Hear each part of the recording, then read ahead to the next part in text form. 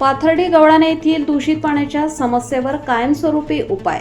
भर पावसात महापौर हिमगौरीताई आहेर आडके यांच्या हस्ते भुयारी गटार पाईपलाईनचे भूमिपूजन.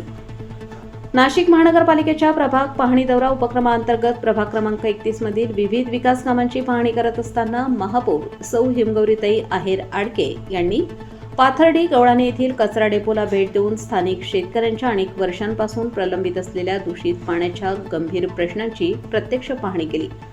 यावेळी शेतकऱ्यांनी कचरा डेपोमधून बाहेर पडणारे दूषित व विषारी पाणी शेतीमध्ये मिसळत असल्याने मोठ्या प्रमाणात शेतीचे नुकसान होत असल्याची व्यथा मांडली.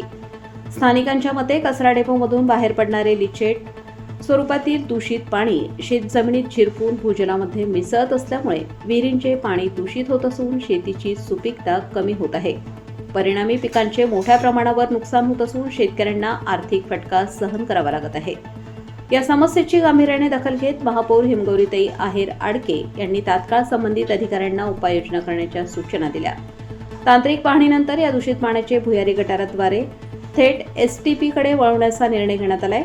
त्यामुळे दूषित पाणी जमिनीत मुरणार नाही, तसेच भूजल व शेतीचे संरक्षण होण्यास मोठी मदत होणार आहे.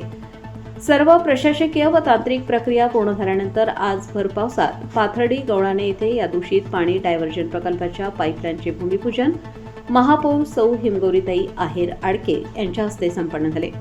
यावेळी बोलताना महापौर हिमगौरीताई आहेर आडके म्हणाल्या की शेतकऱ्यांचे हित आणि पर्यावरणाचे संरक्षण ही महानगरपालिकेची प्राथमिक जबाबदारी आहे. दूषित पाण्यामुळे शेतजमीन, भूजल आणि नागरिकांच्या आरोग्यावर परिणाम होणार नाही यासाठी आवश्यक ती सर्व उपाययोजना करण्यात येत असून हा प्रकल्प त्या दिशेने महत्त्वाचे पाऊल आहे. भविष्यातही पर्यावरणपूरक आणि शाश्वत विकासाला प्राधान्य दिले जाईल. या प्रसंगी भाजपा शहर सरचिटणीस रश्मीताई हिरे, भाजपा गटनेते शामभाऊ बडोदे, नवीन नाशिक प्रभाग समिती सभापती बाळकृष्ण शिरसाट, ज्येष्ठ नागरिक, नगरसेवक भगवान नाना दोंदे, शिवसेना उभाटा गटनेते केशव तात्या पोरचे, नगरसेविका वैशाली विनोद दळवी, नगरसेविका माधुरी मदन डेमसे, श्री विनोद दळवी, श्री मदन डेमसे तसेच परिसरातील शेतकरी बांधव, नागरिक, संबंधित विभागाचे अधिकारी व कर्मचारी मोठ्या संख्येने उपस्थित होते.